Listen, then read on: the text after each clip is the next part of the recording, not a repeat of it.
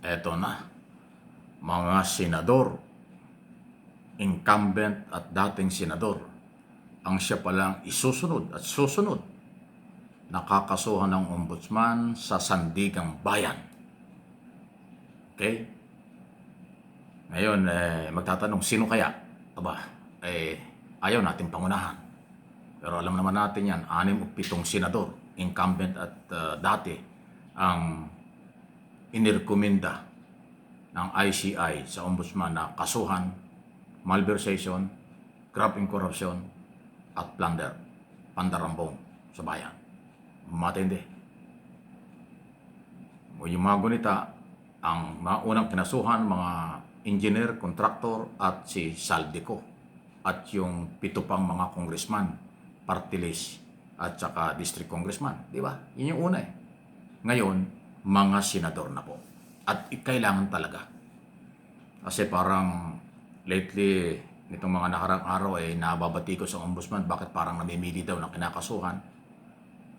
Pero hindi pala ho ganon ang sistema rito kung ano yung mga unang dokumento na dumating sa kanila at na-review nila, yun ang pagbabasihan ng filing at recommendation sa ombudsman, sa Sandigang Bayan. So may prosesong ganon.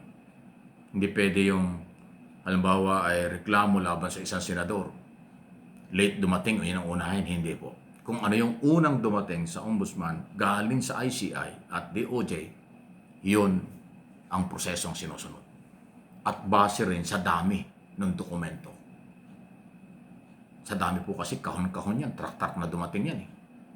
Talagang malulula ka, hindi ko malaman kung paano natutulog pa ba yung mga abogado dyan sa ombudsman, paano ba nila na-evaluate lahat yan. Yung mga dokumentong yan ay kontrata, kung saan-saan lugar, kontraktor, engineer, magkano ang halaga, kailan dapat sinimulan, kailan dapat natapos, ghost project ba ito, or substandard, ganyan po yung mga ebidensya. Lahat po yan nandoon. Kaya, kung sino ang nauuna o mauna na ma-evaluate ng mga abogado ng ombudsman, yun ang unang dinadala nila sa Sandigang Bayan. Actually, ang mga division ng Sandigang Bayan naghihintay lang kasi priority nga nila yan. Order yan ng Supreme Court eh. Bigyan ng panahon, priority, ang mga kaso tungkol sa graft and corruption dito sa flood control at infrastructure project na talamak na nangyari at napakalaking pera ang nawala. Kasi pati mga justices ng Supreme Court, justices ng Sandigang Bayan, tayong lahat complainant dito. Kala nyo, mga senador, congressman, mga corrupt na mga contractor at engineer, mabigat ng laban nyo rito, sa aking opinion. Kasi yung mga judge ay kasama sa biktima. Yung ang Supreme Court kasama sa biktima. Mga prosecutor kasama sa biktima. Kahit yung inyong mga abogado kasama rin sa biktima. Dahil basta Pilipino, may-ari ng pera. Basta Pilipino ka, kasama ka na complainant dito sa nawalang bilyon-bilyon o trilyong pera dahil sa graft and corruption. Kaya wala akong pipiliin dyan. So, dahil dyan, mga senador, actually merong nabanggit na baka daw si Jinggoy o si Bong Revilla ang maunang kasuhan. Yan sa pantahan lang natin. Si Escudero, Villanueva, Villar, Nancy Binay, si Po, yan po yung mga pangalan nasusunod. Abangan. Okay? Naku, ito, nagagalit na naman yung mga ibang congressman. Kasi naman si Sara Duterte, mayroon namang sinabing kakaiba Sinabi ba naman ni Sara Duterte kaya daw nabubuhay yung impeachment laban sa kanya? Kasi budget, pinag-uusapan naman daw ay budget sa Kongreso. Parang gusto niyang palabasin Masipag mag-file ang impeachment ng mga congressman kasi may budget, may pera. Wow! Hindi niya alam na taon-taon naman itong panahong ito, deliberation ng budget.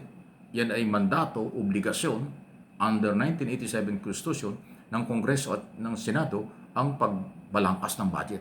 Pag inaangguluhan ngayon ni Sara Duterte sa interview ng isang araw, ayaw ko parinig sa inyo. Kasi yung mga sinasabi ni Sara Duterte, parang hindi naman abogado at parang hindi vice president. Kaya inire-relay ko lang sa inyo. Binabatikos niya, sinasabi niya, panahon na ng budget Parang gusto niyang palabasin, bigayan ng budget. Kaya ako mai-impeach, kalokohan yan. Pagka ganyan ang mga paliwanag mo, kasama yan sa pwedeng itanong sa iyo pag umabot sa Committee on Justice ang impeachment na pwedeng ipal sa iyo against yung impeachment against you sa February. Hindi nag-iingat eh. Hindi ko nga alam sino ba ang political, legal at media advisor ni Sara Duterte. Bakit pag siya nagsasalita sa media, parang kakaiba yung mga dating? Parang masabi mo lang, hindi niya alam kung ano ang masamang implication. Parang hindi ko alam kung alam niya ang masamang epekto nun ng mga ganong klaseng statement. Isipin mo, Vice President ka, magsasabi ka na kaya may impeachment kasi may perang gumagalaw sa Congress o para bang budget ang pinag-uusapan, para bang bilihan, lagayan, ganun ba? Wow! Hindi tama yun. Pag walang resibo at walang ebidensya, babalik sa iyo yan. Kaya yung mga congressman ngayon, galit na naman sa isong ito. At yan ikabilang sa itatanong sa kanya pag siya'y humarap sa Committee on Justice sa oras ng pagdinig sa impeachment. Kasi bibigay siya ng pagkakataon. Dahil yung sabi ng Supreme Court, bigyan nyo ng pagkakataon ng kahit na sinong complainant o kahit na sinong respondent, yun ang proseso sa impeachment. So pag dumating sa Committee on Justice, itatanong yan. May pilyong congressman, hindi makakalimutan yung ganyang klaseng paratang. O negative na naman ang dating yan. Kaya nga, tatanong ako, kung meron kasing matino na political advisor at media advisor or legal advisor, hindi ho yan papayagan. Hindi yan i-advise na ganun eh. O baka wala namang advisor, siya na lang. Mahilig kasi siya ma-interview, ambush interview, statement, kung ano-ano. Pag walang binabasa yung mga statement, maraming sablay eh. Yun ang nakikita ko. Opinion ko lang naman. Pag hindi niya binabasa ang kanyang mga statement, maraming sabit. Kasi pag binasa, ibig sabihin, inayos yung mga sasabihin. Pero pag wala na, ambush interview, dito at sa abroad, abay, nag-iiba ang dating. Delikado yan. Isa lang po, walang personalan. Okay? Bakit ganon? Nagtatanong lang po. Abangan natin yan. Talagang makulay ang buhay. Ayan ha. Ang bilis ng araw, magpapasko na talaga. Ingat po kayo, ha? Grabe ho yung traffic. Nabalitaan ba nyo? Tindi ng traffic, araw-araw hanggang alas 12 ng gabi. Nung isang araw, nabalitaan ba nyo yung traffic dyan sa may Marcos Highway? Kahapon niya tayo. Inabot daw ng 5 oras ang traffic. Kasi umuulan, tapos sa dami. Actually, parang hindi tayo na pag nakawan ng mga korap eh. Pupunta kayo sa mga mall, wala kayong mapaparadahan pag late kayo dumating. Punong-puno ng sasakyan ang mga mall. Punong-puno ng mga nagsashopping at namimili ng pagkain sa mga supermarket ang mga Pilipino. Yan ang kulturang Pinoy. Kahit na tayo pinagdakawan ng mga politiko, pero ngayon dahil magpapasko at may okasyon, mayroon pa rin pera. Nakakapamasyal at nakakapag-shopping pa rin.